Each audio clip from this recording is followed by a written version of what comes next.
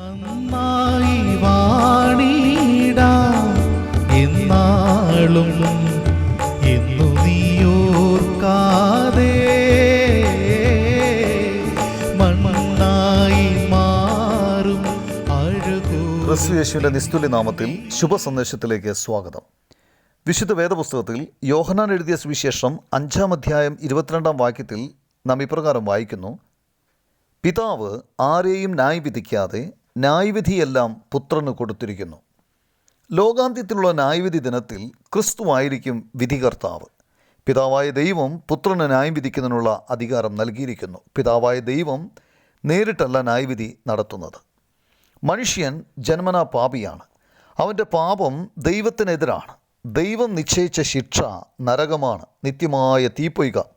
ഈ ശിക്ഷയിൽ നിന്ന് നമ്മെ രക്ഷിക്കാൻ വേണ്ടിയാണ് കർത്താവായ യേശു ക്രിസ്തു മനുഷ്യനായി ഈ ലോകത്തിൽ അവതരിച്ചത്. അവൻ നിഷ്കളങ്കനും വിശുദ്ധനും പാപരഹിതനുമാണ്.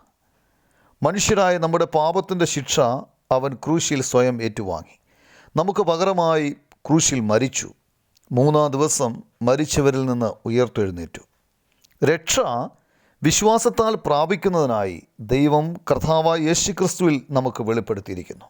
പരിശുദ്ധാത്മാവാം ദൈവം നമ്മെ സത്യത്തെക്കുറിച്ചും നീതിയെക്കുറിച്ചും ന്യായവിധിയെക്കുറിച്ചും ബോധ്യം വരുത്തുന്നു. കർത്താവായ യേശു ക്രിസ്തുവിനെ രക്ഷിതാവും കർത്താവുമായി സ്വീകരിച്ച് രക്ഷിക്കപ്പെട്ട് ന്യായവിധിയിൽ നിന്ന് ഒഴിഞ്ഞിരിപ്പാൻ ദൈവം നിങ്ങളെ സഹായിക്കട്ടെ. ആമേൻ.